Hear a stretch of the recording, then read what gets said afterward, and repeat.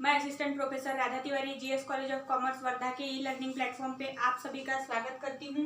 दोस्तों, पिछले वीडियो में हमने हमारे इकाई 3 के लिए शुरुआत की है, जिसमें हमने आत्मविश्वास का वहाँ पे एक पूर्ण रूप से अध्ययन किया था। आज के इस वीडियो में हम एक बहुत ही, जिसको हम बोलेंगे रुचिपूर्ण या जिसको हम इंटरेस्टिंग चीज़ कहते हैं, ऐसी एक संकल्पना का अध्ययन करने वाले हैं जो कहलाती है निमोनिक्स। अब ये जो निमोनिक्स है, या जिसको हिंदी में कहा जाता है, या जिसका एक अल्टरनेटिव वर्ड जिसके लिए यूज किया जाता है, वो है स्मृति विज्ञान।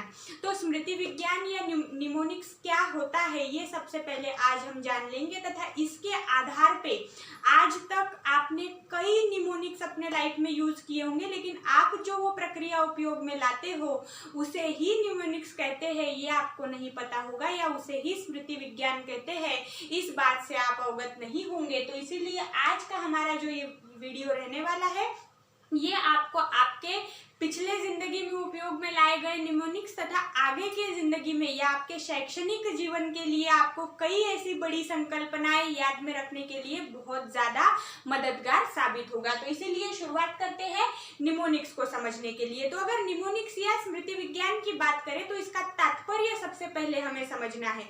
तो जैसे जैसे हम हमारी या हम ये बोलते हैं कि जब से हमने हमारी शैक्षणिक प्रणाली की शुरुआत की है, एक एजुकेशनल सिस्टम में आप एंटर किए हो, प्रवेशित हुए हो, उस दिन से आपको आपका जो पहला टीचर है, वो पहला टीचर आपको किसी ना किसी निमोनिक्स के आधार पर ही संकल्पनाएं पढ़ाना शुरू करता है। और यही जो चीज़ है, यही जो प्रक्रिया है, यही जो सिलसिला है, वो अविरल, या आप मान के चलिए अभी आपने वाणिज्य शाखा से मतलब यहाँ पे जो स्नातक की डिग्री लेना है या स्नातक होना है, वो आपने सुनिश्चित किया है। तो इसमें अगर आप देखें तो स्नातक तक पहुँचते तक आप अगर वाणिज्य में देखें तो कई ऐसी संकल्पनाएं प्रबंधन की आती है, या हम जिसको हमारे लेखांकन की संकल्पनाएं कहते हैं। ऐसी कई संकल्पनाएं जो होती है वो आपके लिए थोड़ी जटिल होती है, थोड़ी मुश्किल देने वाली होती है। तो ऐसी संकल्पनाओं को हम उसके शब्दों के आधार पे, उसमें आने वाली कुछ महत्वपूर्ण टर्म्स के आधार पे उसको एक अधोरेखित करके रखते हैं, या याद रखने के लिए एक कहानी बना देते हैं, या किसी शब्द के आधार पे याद रखते हैं। तो इसे कहा जाता है निमोनिक्स के द्वारा याद रखना। अगर मान के चलिए, मैं फॉर एग्जांपल आपको देती हूँ कि अगर किसी एक चैप्टर की जो डेफिनेशन है, वो डेफिनेशन बहुत ज़्यादा महत्वपूर्ण है, वो परिभाषा बहुत ज़्यादा महत्वपूर्ण है, और उस परिभाषा को आपको किसने प्रदान की है वो आपको ध्यान में रखना बहुत ज़्यादा ज़रूरी है। तो नाम जो है लेखक का, वो हमें याद में रखना है। अंग्रेजी नाम अगर बहुत ज़्यादा जटिल है, बहुत ज़्यादा आपको समझ नहीं आने वाला है, तो आप उसे याद नहीं रख पा रहे हो। लेकिन अगर हम हमारे हिंदी में उसका कोई एक पर्यायी शब्द खोज लेते हैं, जैसे मान के चलिए कि लेखक का नाम, वहां पे 2 लेखक थे, ब्लैक एंड माउंट, तो आप काला और पहाड़ याद रखिए। तो इससे आपको क्या होगा कि वो संकल्पना किसने दी थी वो आपको याद में रहेगी। इसके अलावा हम कई ऐसे उदाहरण हमारे जिंदगी के ले सकते हैं जिसमें आप ऐसे निमोनिक्स उपयोग में लाते हो। जैसे कि इंद्रधनुष के जो अलग अलग रंग होते हैं वो बताने के लिए हिंदी, मराठी, इंग्लिश तीनों, इसमें जो इंद्रधनुष के अलग अलग रंग है, उन रंगों की जो इनिशियल वर्ड्स है उसको लेकर एक वर्ड बना दिया गया, और उसके आधार पे हम 7 रंगों को याद रखते हैं। बचपन में आप कई जो जैसे शुरुआत हम करते हैं ABCD पढ़ने से या 1 2 3 4 पढ़ने से, तो जो आपके टीचर रहते हैं वो आपको गाने के स्वर में या संगीत के स्वर में ये पढ़ाते हैं, तो आप वो लयबद्ध होकर वो समझने की कोशिश करते हैं, और वो एक एक जो वर्णमाला है वो आपको पूर्ण रूप से याद होते जाती है। तो ये सब चीजें जो है ये कहलाती है निमोनिक्स या स्मृति विज्ञान। अब निमोनिक्स या स्मृति विज्ञान का तात्पर्य समझने के बाद हम ये देखते हैं कि जैसे दृष्टि हो गई, हमारी श्रवण क्षमता हो गई, या भाष्य करने की क्षमता हो गई, ये सब क्षमताओं के जैसी ही एक स्मृति या याद में रखना भी एक मस्तिष्क की जो महत्वपूर्ण एक प्रक्रिया है, क्रिया है, और उसकी एक क्षमता समझी जाती है। तो इसीलिए आप चीजों को कैसे याद रखते हो, और वो आपको कितने समय के लिए याद रहती है, मतलब अल्प समय के लिए याद रहती है, कम समय के लिए याद रहती है, या ज्यादा समय के लिए याद आप रख पाते हो, इस पर आपके मस्तिष्क की जो क्षमता है वो निर्धारित होती है। कि आपको, कुछ बच्चों को कोई चीजें बहुत ज्यादा समय तक याद रहती है, कुछ लोगों को नहीं रहती। तो इन सब चीजों में क्या होता है कि आपके मस्तिष्क की याद रखने की जो क्षमता है उसको बढ़ाने के लिए हम निमोनिक्स का आधार लेते हैं। तो अब इसके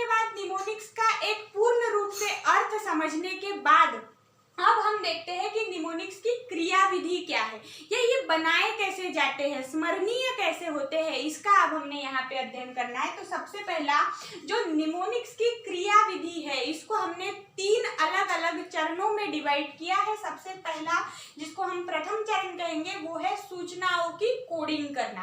अब सूचनाओं की कोडिंग करना, जैसे परिचय की जो भी हमने यहाँ पे बातें देखी उससे आपको समझ आ गया है कि जो एक व्याप्तपूर्ण या एक बड़ी संकल्पना है उसको हमने छोटे एक स्वरूप में देना होता है। तो ये जो छोटा स्वरूप हमें प्रदान करना है उसके लिए सबसे पहले सूचनाओं की कोडिंग करनी पड़ती है, उसे क्रमबद्ध करना पड़ता है। तो सूचनाओं की कोडिंग करना क्या होता है कि जैसे कोई हमें सूचना प्रदान कर रहा है, तो एक तो अगर आगे वाला बोल के आपको सूचित कर रहा है, आप किसी के वक्तव्य के आधार पे कोई सूचना ग्रहण कर रहे हो, तो इस समय आपकी जो श्रवण क्षमता है उसके आधार पे वो सूचनाएं ग्रहण की जा रही है। अगर आप किसी बात को देख के उसको समझने की कोशिश कर रहे हो तो ऐसे इसमें आपका जो दृष्टिकोण है, आपकी जो देखने की क्षमता है वो उपयोग में लाई जा रही है। तो इन सभी बातों के इसमें हम ये देखते हैं कि सूचनाओं की कोडिंग आप कैसे करते हो, चाहे वो देख के कीजिए, सुन के कीजिए, पढ़ के कीजिए, आप कैसे भी रूप में सबसे पहले सूचनाओं को ग्रहण कीजिए, उन सूचनाओं को समझने की कोशिश कीजिए और वो सूचना क्या सूचित कर रही है, क्या दर्शा रही है, ये हमें सबसे पहले वहां पे कोडिंग कर लेना पड़ता है। उसके बाद जो द्वितीय चरण बताया गया है वो है सूचनाओं का संग्रहण। अब सूचनाओं को कोडिंग कर लिया, मान के चलिए आपने एक बहुत सुंदर चित्र देखा है और देख के उस सभी परिस्थिति को जो चित्र दर्शा रहा है, अगर हम मान के चलते हैं कि एक बहुत ही सुंदर चित्र है जिसमें अलग अलग मतलब हमारे पूर्ण भारत की जो एक जिसको हम बोलेंगे जो त्योहार होते हैं, उन त्योहारों को या पूरे राज्य में जो अलग अलग त्योहार मनाए जाते हैं उन सभी की प्रतिकृति उस एक चित्र में बनाई गई है। तो अब उस मतलब अब हमारे राज्य भारत में कितने 29 राज्य है या 9 केंद्र शासित प्रदेश है, तो अलग अलग जगह की अलग अलग त्योहार है, अलग अलग संस्कृतियां है, अलग अलग बोली भाषाएं हैं। तो जैसे अगर हम महाराष्ट्र की बात करें तो हम तब संक्रांति मनाते हैं 14 जनवरी को, तभी अगर हम पंजाब में देखें तो बैसाखी मनाई जाती है, अगर आंध्र प्रदेश में देखें तो पोंगल मनाया जाता है। मतलब एक ही दिन भारत में कितना वैविध्य के रूप में हम त्योहारों को मनाते हुए देखते हैं। तो ये सब जो चीजें हैं ये हमें अगर याद रखनी है तो आप उस चित्र में आपने देख लिया कि संक्रांति में तिल के लड्डू बनाए जाते हैं, तो लड्डू से आपने संक्रांति याद रख ली। फिर बैसाखी में वो ऐसी एक आग मतलब लकड़ी का एक ये बनाते हैं और उस पे वो जला के गोल घूमते हैं, तो वो चित्र से आपने बैसाखी याद रख ली। पोंगल में वो पूजा करते हैं और एक सफेद रंग का या जिसको हम चावल की एक बहुत अलग सा एक प्रकार बनाया जाता है, तो वो अगर कटोरी में वहां प्रदर्शित किया गया है तो उससे आपने पोंगल याद रख लिया। तो ये सब चीजें क्या है कि कोई एक वस्तु विशेष, कोई एक व्यक्ति विशेष से आपने पूर्ण घटना को याद रखने की कोशिश की, यह भी निमोनिक्स ही कहलाता है। तो कोडिंग कर लिया अब उस घटना के चित्र के आधार पे, अब उसे संग्रहित करके रखना है। तो जब भी आपको एक मतलब जो फेटे वाले लोग होंगे और जब वो एक आग के इर्द गिर्द घूमते हुए दिखेंगे तो आपकी संग्रहित स्मृति आपको याद दिलाएगी कि ये चित्र यहाँ पे बैसाखी दर्शा रहा है। तो इसीलिए हमने क्या किया, सूचनाओं का सबसे पहले कोडिंग किया, फिर उसे संग्रहित किया। जो हमने कोडिंग किया था जिसके आधार पर फिर अपने मस्तिष्क में उसे संग्रहित किया है। अब उसके बाद तृतीय चरण स्मरण। स्मरण माने जब वो दिखेगा तब आपको याद आएगा कि हाँ मैंने ऐसी एक कोई प्रतिकृति देखी थी। कई बार हमें याद आता है कि ये मैंने कहीं सुना है, ये मैंने कहीं पढ़ा है। ये सब चीजें क्या होती है, तो ये आपके जो मस्तिष्क में आपने सूचनाएं दे रखी है, संग्रहित कर रखी है, उसको आप स्मरणीकृत करने की कोशिश करते हो। और यही 3 चरण निमोनिक्स में या स्मृति विज्ञान में महत्वपूर्ण माने गए। उसके बाद हम देखते हैं कि निमोनिक्स के प्रकार क्या क्या है या किन प्रकारों में निमोनिक्स बनाए जाते हैं। तो सबसे पहला प्रकार है संगीत निमोनिक्स या जिसको हम म्यूजिकल निमोनिक्स कहते हैं। तो ये छोटे बच्चों के लिए बहुत ज्यादा उपयोग में लाए जाते हैं। जैसे बचपन में ABCD जो जिसको हम बोलते हैं कि किंडरगार्टन होता है वहाँ पे, या जो बालवाड़ी आंगनवाड़ी होती है यहाँ पे भी बच्चों को संगीतमय रूप से ABCD पढ़ाने की बहुत ज्यादा प्रक्रिया आजकल उपयोग में लाई जाती है। तो इससे क्या होता है कि वो खेल खेल में जो वर्णमाला होती होती है वो समझ जाते हैं। तो इसीलिए संगीत निमोनिक्स का आधार लेके भी कई बातें पढ़ाई जा सकती है। अगर आप स्टेट बोर्ड से पढ़े होंगे तो अंग्रेजी की बुक में कई ऐसी कविताएं थी, जैसे head, shoulder, knees and toes. तो इससे क्या हो रहा था, बच्चों को एक वातावरण वैसा निर्माण किया जाता था और वहां पे टीचर बताता था ऐसे हाथ करके कि हेड, शोल्डर, मतलब गाने के साथ साथ अवयवों की वहां जानकारी दी जा रही थी। उसके अलावा एक अंग्रेजी की बुक में एक कविता थी जिसमें 5 बटाटा vada frying in the pan, ऐसा वो 5 से करते करते 1 तक आता था। तो बच्चों को वो चित्र में पहले 5 जब बोलता है तो वहां 5 वड़ा दिखते थे, 4 में 4 दिखाई पड़ रहे थे। तो देख के, सुन के, गा के, निमोनिक्स बना के वहां पे अंक उन्हें पढ़ाए जा रहे थे। तो ये सब चीजें हैं, ये संगीत निमोनिक्स में आते हैं कि कहीं ना कहीं रिदम का, ताल का वापर करके हम बच्चों को एक बड़ी संकल्पना पढ़ाने की कोशिश करते हैं। उसके बाद है नाम निमोनिक्स। अब नाम निमोनिक्स में आएगा, जैसे मैंने यहाँ लिख रखा है VIBGYOR, और आप में से कई लोग जानते होंगे कि ये जो टर्म लिखी हुई है ये है इंद्रधनुष के इंद्रधनुष में जो 7 रंग होते हैं उनके नाम। V stands for violet, indigo, blue, green, yellow, orange, red. तो इससे हम हिंदी में भी इसका एक है, मराठी में भी ऐसे कई निमोनिक्स है। तो यहाँ क्या करते हैं, नाम का आद्याक्षर लेते हैं, पहला वर्ड लेते हैं, इनिशियल स्पेलिंग का जो ये होता है वो लेते हैं और उसके आधार पे संकल्पना बना देते हैं। इसी में नाम निमोनिक्स में आपको जैसे ये देखा कि यहाँ पे ये जो हमने लिख रखा है इसके आधार पे हम नाम निमोनिक्स बना रहे हैं, मतलब नाम का पहला अक्षर लेके हम यहाँ पे निमोनिक्स का निर्माण करते हैं। इसी के आधार पे हम देखते हैं नाम निमोनिक्स पे हम एक और देख सकते हैं एग्जाम्पल यहाँ पे, कि जैसे कंप्यूटर की अगर आपको डेफिनेशन याद में रखनी है तो कंप्यूटर की डेफिनेशन में जो कंप्यूटर का एक स्पेलिंग बनाया जाता है या कंप्यूटर लिखा जाता है अंग्रेजी में, इसके आधार पे भी या इसके जो पहले आद्याक्षर है इसके आधार पे हम एक कंप्यूटर की डेफिनेशन बना सकते हैं। जैसे CO जो है वो कॉमन, M और P जो है multipurpose, U stands for user, TE और R जो है वो टर्मिनल, मतलब कॉमन, मल्टीपर्पज, यूजर, टर्मिनल जो है वो कंप्यूटर है, ऐसा हम इसके आद्याक्षरों से भी दर्शा सकते हैं। तो ये आता है नाम निमोनिक में। उसके बाद है अभिव्यक्ति या शब्द निमोनिक। तो अभिव्यक्ति या शब्द निमोनिक में भी सेम प्रक्रिया है कि अगर किसी व्यक्तियों का क्रम यहाँ पे हमें याद रखना है तो उस व्यक्तियों के नाम के क्रम के साथ, या जैसे इसका सबसे सटीक उदाहरण हम ये बोल सकते हैं कि अगर हमें ग्रहमाला याद रखनी है तो सूरज के पास से लेकर हमें उसके इर्द गिर्द घूमने वाले सभी ग्रहों के नाम अगर वहां पे रखने तो उन ग्रहों के पहले अक्षरों को हम वहां पे लिखते चलेंगे और एक माला बनाएंगे। तो वो जो निमोनिक बनेगा वो अभिव्यक्ति या शब्द निमोनिक से बना हुआ होगा। उसके बाद है मॉडल निमोनिक्स। अब ये जो मॉडल निमोनिक्स होते हैं ये होते हैं, मतलब जैसे यहाँ पर मैंने किसी एक टर्म को समझाने के लिए ऐसा एक क्रम बना लिया, एक ऐसी आकृति बना ली, या पिरामिड बनाए जाते हैं, जैसे ऐसा एक त्रिकोण बना लिया, इसमें ऐसे 3 पॉइंट दर्शा दिए। तो ये सब क्या है, हम एक मॉडल बना रहे हैं, हम एक आकृति बना रहे हैं और उसके आधार पे याद रख रहे हैं। बहुत से बच्चों को आदत होती है कि वो मतलब जो कीवर्ड्स होते हैं, मेन पॉइंट्स होते हैं, वो ऐसे लिख के रखते हैं, ऐसा मेन वहां पे शीर्षक डालते हैं और ऐसे ऐसे पॉइंट्स दे के लिखते हैं। तो ये सब जो होता है ये कहलाता है मॉडल निमोनिक्स। मतलब यहाँ पे आपने एक आकृति बनाई है, एक मॉडल बनाया है जिसके आधार पे आप वहां पे याद रखने की कोशिश करते हो। और ये वाली टर्म जो है ये हम सभी करते हैं, क्योंकि जब हम मतलब आपने फर्स्ट ईयर में एडमिशन ली होंगी तो उस समय फर्स्ट ईयर में एडमिशन लेते हुए आपको वहां पे कैसे नोट्स बनाए जाते हैं ये आपके किसी टीचर ने बताया होगा, या शॉर्ट नोट्स कैसे बनाए जाते हैं।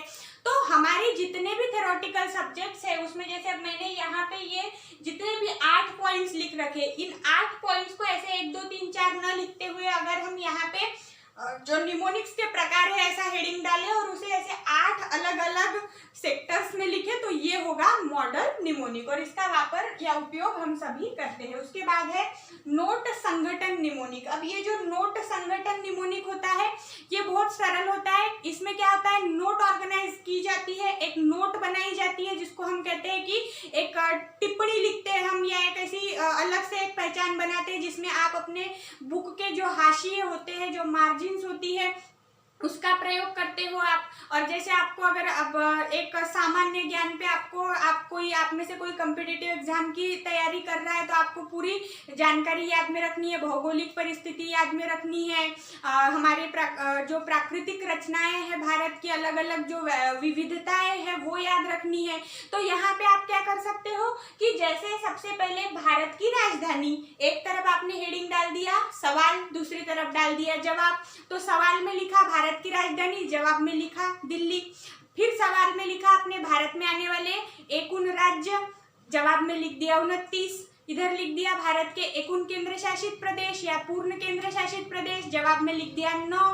तो यहाँ पे हम क्या कर रहे हैं कि एक मुख्य वहां पे बात लिख रहे हैं कि किसका हमें आधार वहां पे उत्तर लिखना है, जवाब लिखना है, और वो लिख के उसका एक छोटे से जगह में हम जब जवाब वहां पे लिख के रखते हैं, और जब भी आपको ये सब पूरी जानकारी एक साथ देखनी होगी तो आप एक पन्ने पे ये बना लेते हो। तो इससे क्या होता है कि जो बहुत विस्तृत जानकारी होती है, बहुत बड़ी जानकारी होती है, उसको हम एक छोटे पन्ने पर कन्वर्ट करते हैं। तो इसे कहते हैं नोट संघटन निमोनिक, मतलब एक बड़े चीज को हम छोटे में कन्वर्ट कर देते हैं। उसके बाद है छवि निमोनिक्स। अब ये जो छवि निमोनिक्स होता है ये किसी की चित्र को देख के याद में रखा जाता है, या किसी की इमेज या छवि को देख के याद में रखा जाता है। स्पेशली अगर आपको स्वामी विवेकानंद का एक स्टेज पे चित्र दिखाया जाए और आगे कई ऐसे लोग बैठे ऐसा अगर दिखाया जाए तो उनका शिकागो के भाषण की वो छवि है, ऐसा आप तुरंत पहचान लेंगे। तो इससे क्या होगा कि लोगों ने वो छवि एक बना रखी है अपने दिमाग में कि जहां स्वामी विवेकानंद ने शिकागो में एक बहुत बेहतरीन भाषण किया था, तो वो एक आज लोगों के मन में अविस्मरणीय छवि बन चुकी है, इसीलिए ये कहलाती है छवि निमोनिक, या जिसको हम कहते हैं इमेज निमोनिक्स। उसके बाद है कनेक्शन निमोनिक्स।